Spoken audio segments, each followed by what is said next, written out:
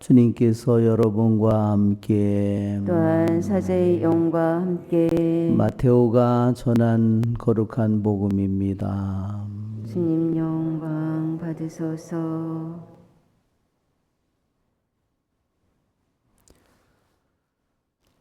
그때 예수님께서 제자들에게 말씀하셨다. 내가 율법이나 예언서들을 폐지하러 온 줄로 생각하지 마라. 폐지하러 온 것이 아니라 오히려 완성하러 왔다.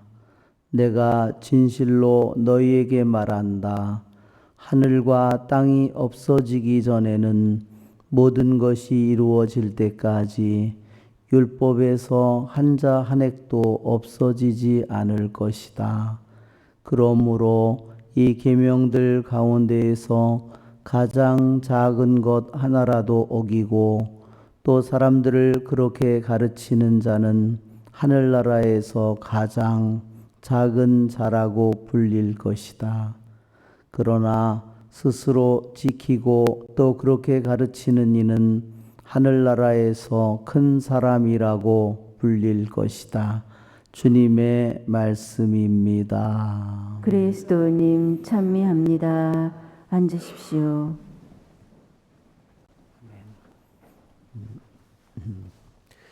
독서의 말씀은 신명기의 말씀입니다. 신명기는 예수님께서 악마와 악마의 유혹을 받을 때 그 악마에게 예수님께서 받아치신 세 말씀이 모두 신명기에 들어있고 신명기 8장과 6장에 들어있습니다.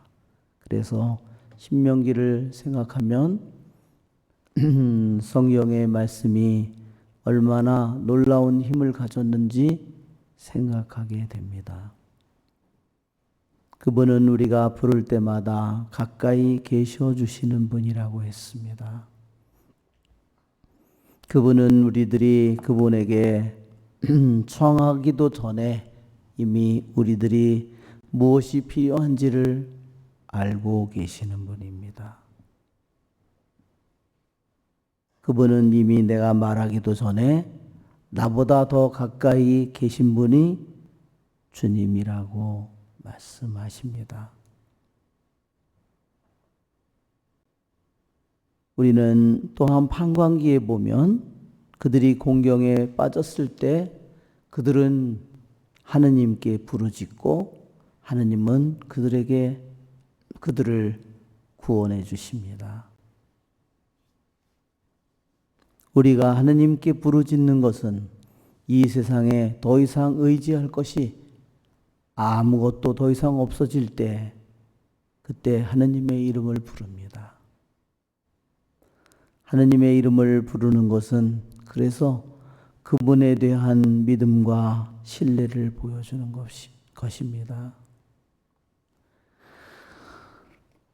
오늘 복음에서 주님께서는 하늘과 땅이 없어지기 전에 모든 것이 이루어질 때까지 율법에서 한자 한 획도 없어지지 않을 것이다. 그렇게 말씀하셨습니다. 하늘과 땅이 어디서 왔을까요? 하늘과 땅도 율법에서 온 것입니다. 율법은 하느님의 법이죠. 율법은 하느님의 말씀입니다. 세상이 어디서 왔을까? 하느님의 말씀에서 왔기 때문입니다. 그러므로 하늘과 땅은 없어지더라도 하느님의 말씀은 그대로 영원히 서 있을 것입니다. 또한 오늘 주님께서 이 계명 가운데 가장 작은 것 하나라도 어기고 또 사람들을 그렇게 가르치는 자는 하늘나라에서 가장 작은 자라고 불릴 것이다. 교부들은 그렇게 말했습니다. 하늘나라에서 가장 작은 자는 하늘나라의 꼴찌인가 보다. 하늘나라에 들어가긴 들어가나 보다. 그렇지 않다고 했습니다.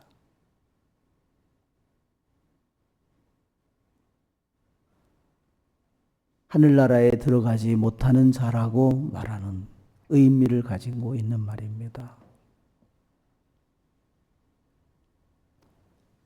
하느님을 믿고 하느님을 섬기는 사람은 먼저 자기 자신이 하느님의 말씀을 지키도록 부르심을 받고 있습니다. 부모가 자녀에게 신앙을 가르치려면 먼저 자신이 기도해야 됩니다. 자신이 성경을 읽어야 됩니다. 자신이 성경을 지켜야 됩니다. 그렇지 않으면 그 자녀는 신앙을 배우지 못합니다. 자기의 부모가 하는 것을 보기 때문입니다. 말과 행동이 다르다는 것을 보기 때문입니다.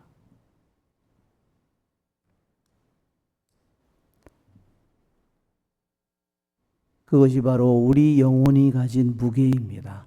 우리 신앙인이 가지고 있는 무게입니다.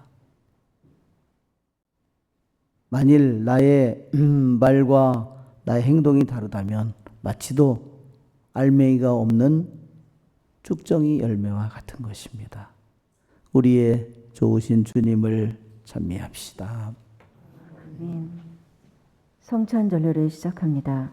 봉헌성가 342번 부르겠습니다.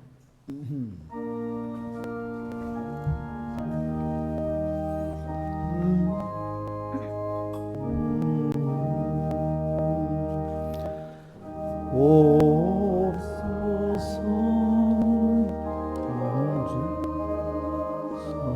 찬미 받으소서. 주님의 누르시는 으로 저희를